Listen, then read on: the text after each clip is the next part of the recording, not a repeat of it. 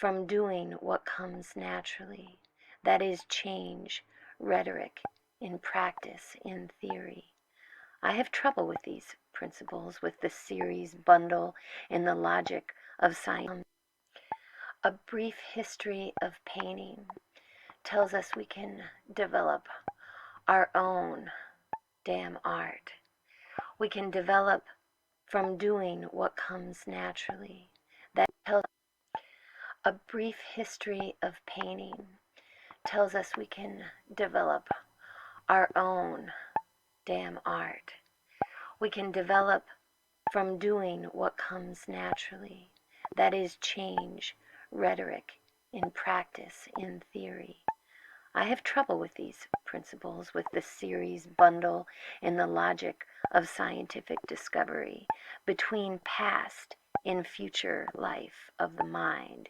It's the human condition, the madness of civilization, the history of insanity is my age of reason.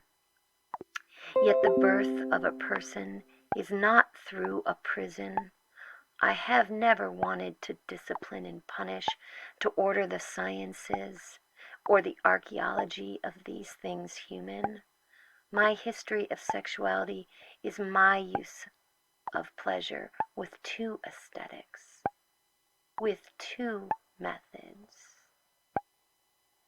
two epistemologies. This is what works the memoirs of the blind and the self-portrait of ruins. It's the crossing of the visible to a cultural memory of the present.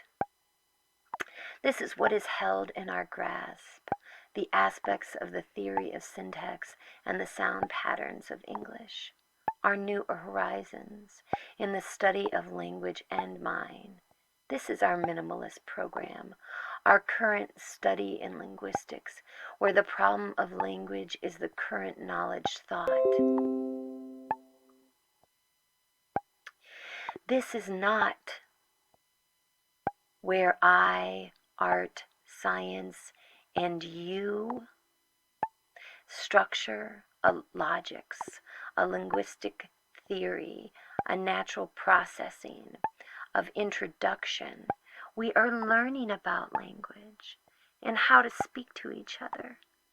When everything that has been said and everything that will be said slipped out consciously, the things never wanting to say, when said somehow, this is the prologue to a new language processing. We have a responsibility to reflect on that volume, where mathematics come from, and how the mind brings mathematics into being, where I had never seen green eyes before I landed here at sea in the Netherlands, to look for you in the construction of a social reality.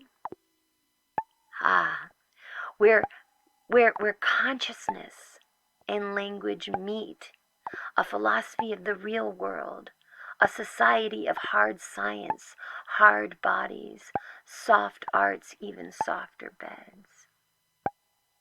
Where we met in a basement in Amsterdam, an Oulipo commendamium, an Atlas archive through Istanbul, where the species of spaces and other pieces collided and we looked deep into each other's eyes. There was a revolution in our everyday and in your sound collage. But this is not some kind of essential understanding that Joseph Beuys gave us. A cultural origin of the human condition. A simple heuristics that makes us smarter, and the steps to take to an ecology of mind, because we must see and use anthropology, your wishes, not mine. We must use psychiatry to evolve, and we must create an epistemology together. That makes us smarter.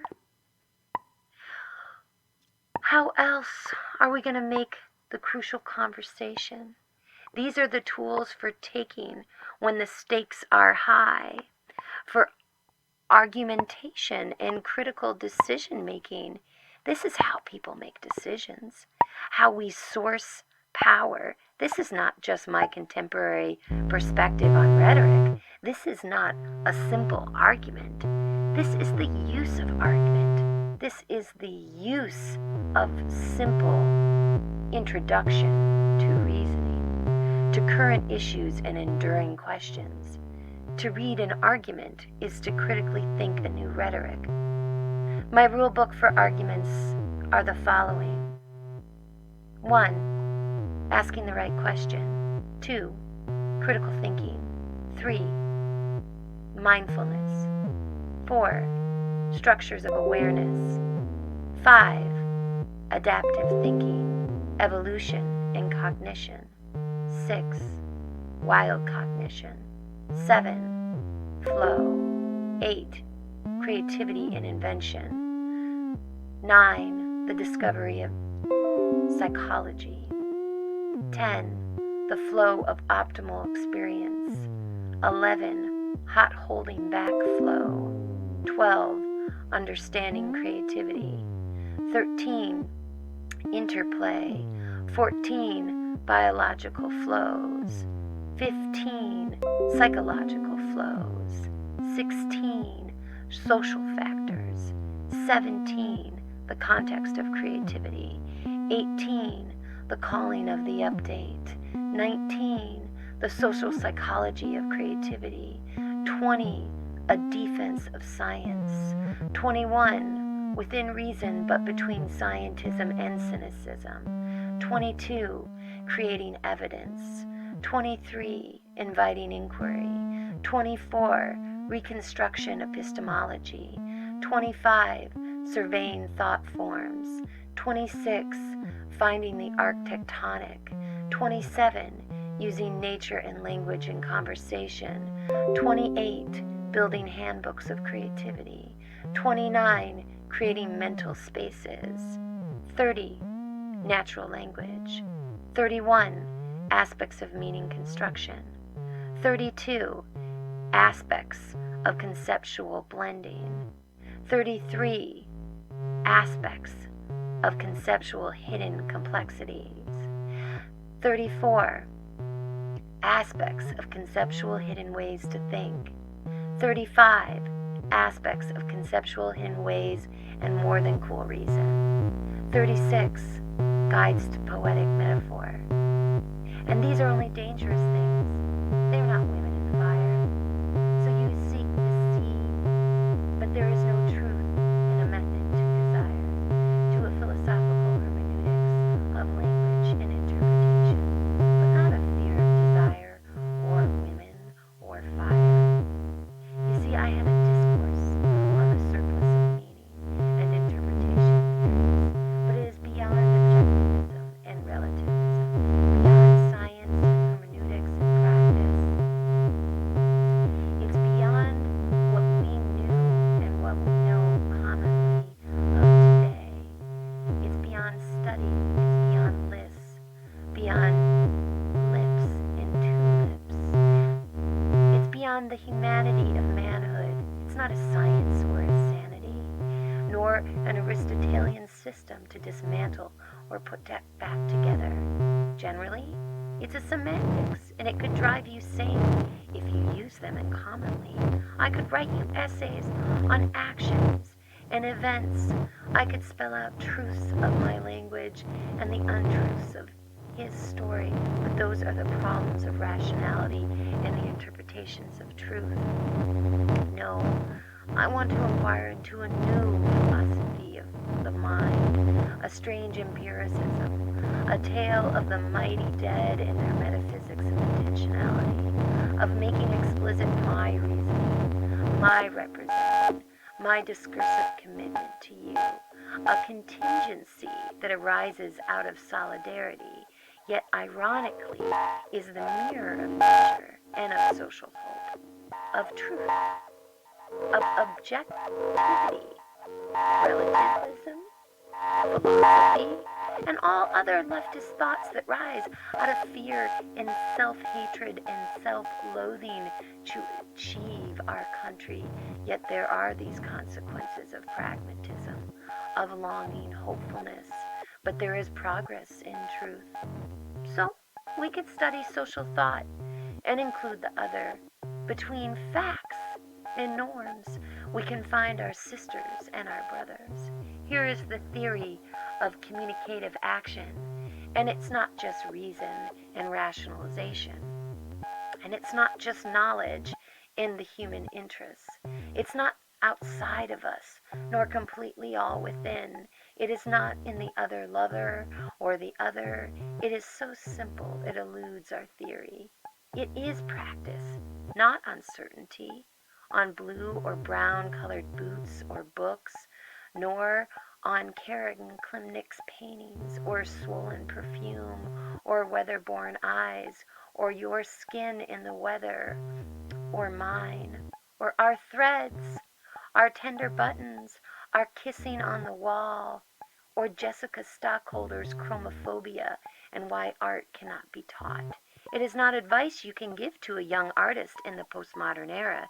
It is not an art subject you can study in the university or a story about art that you could read.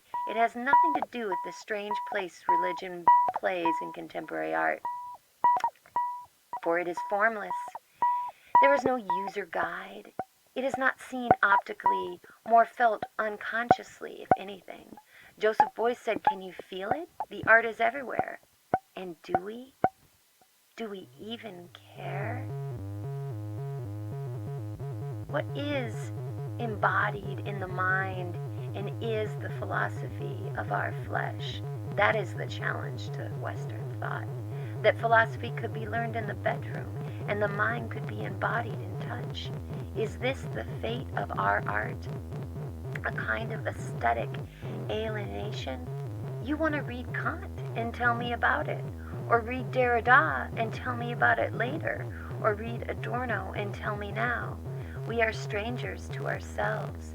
This is our tale of love that sits on someone else's shelf. Revolt, she said. Destroy, she said. Read her, they said. Ignore her, he said. Why all this image, music, text? Between us were readers, Lucia Ragaray and Julia Kristeva. Everything is an argument with readings. Everything is the body onto body problem. I have been searching for art's meaning in contemporary society, and it's not the edge and yet over the transfiguration of the commonplace that is the philosophy of art. But I had not met you yet. You were still just an unnatural wonder, a gap between art and life. But I knew you were listening. And I wrote to you every night, but I had not met you. On the art of life and the life of art was an accidental masterpiece. When we did finally meet, was the end of art.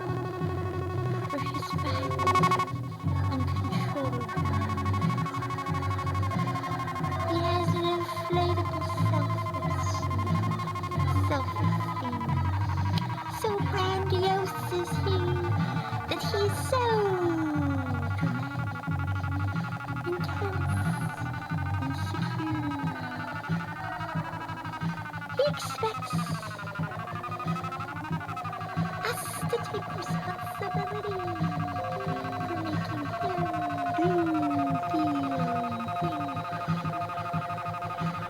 He blames others for his misfortunes and his feelings, and they are all doing what he wants all times.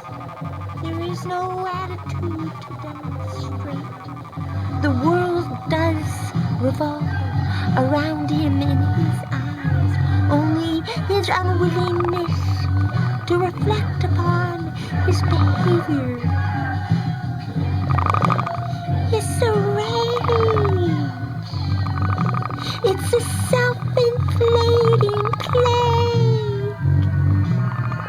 It's more dramatic and intense every time I see his face. So grandiose and exaggerated.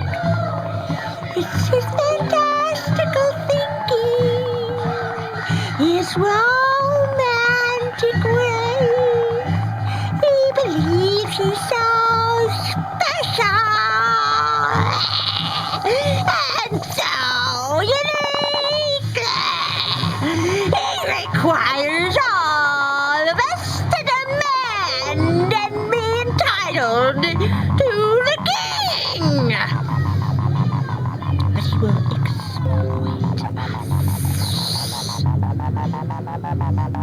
He's manipulative. He lacks empathy. He lacks compassion. He's an arrogant, naughty little one, and he shall not be spared, for he shall perish among the young, entitled, special little boys I've come to know. But I will never forget him. A brief history of painting tells us we can develop our own damn art. We can develop from doing what comes next.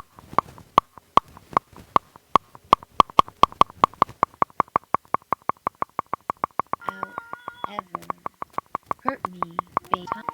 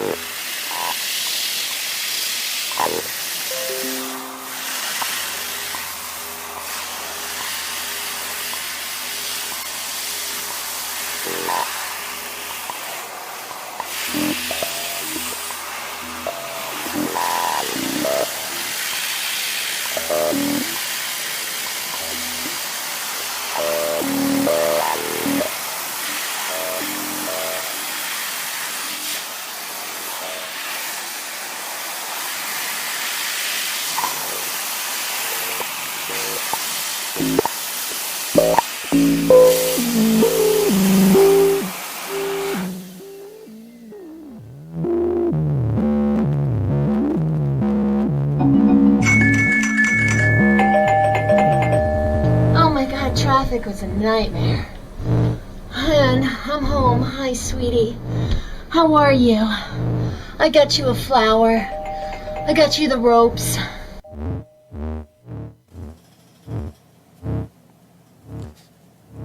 How do you love someone who's depressed?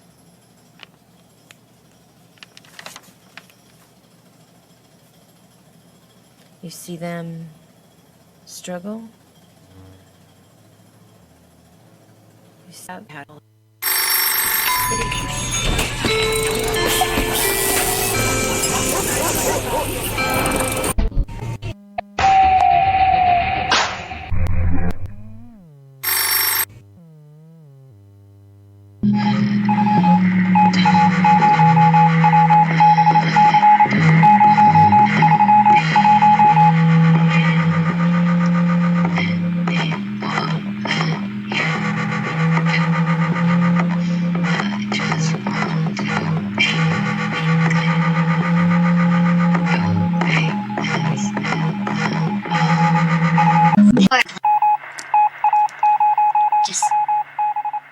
It's to the right. Hey, so I was like reading Bataille's, Solar Anus. So I decided I wanted to have sex with all my friends. I mean, why not? I mean...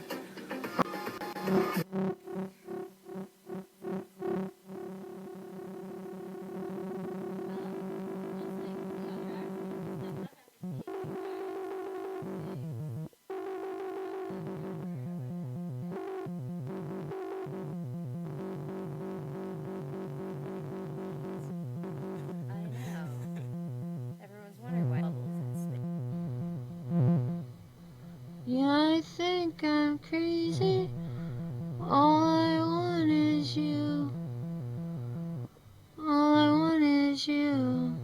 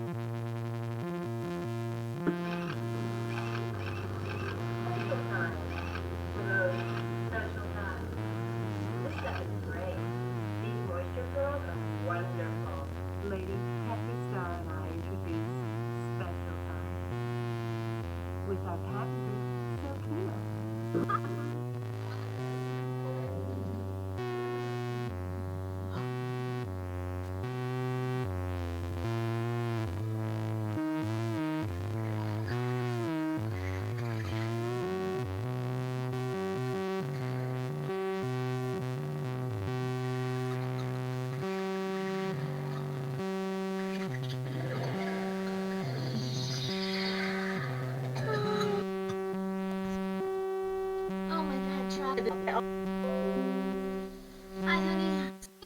Hi, honey. Okay, I get it. I see how you play these games with me. You make it seem so much like some kind of bourgeois authority. I don't even think you know what you want anyway. I think you just like to pass away your systems and your days, your moments and your frowns.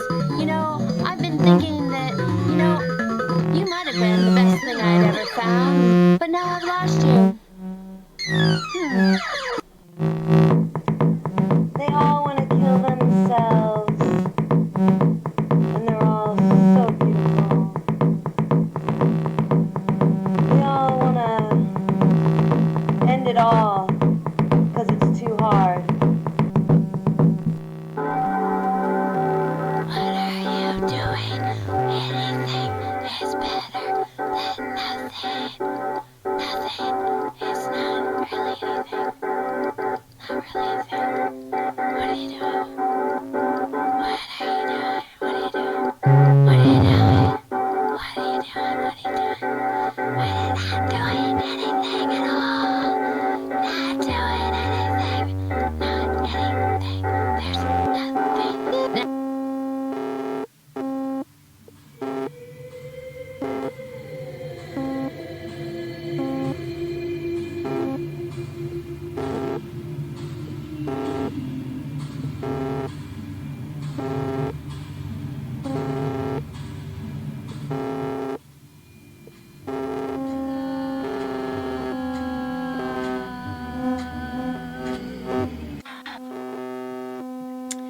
Well, I think it's one of those times where I need to check in with myself and examine my process,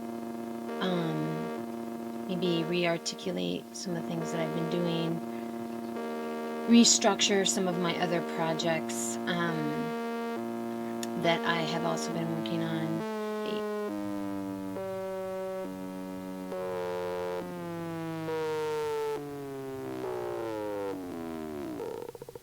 Yeah, I think I'm crazy. Hanging out with you. I think it's in the movies. And I think so too. I think that you're wise. This is a memo to the Marxist historicist post. Look yourself.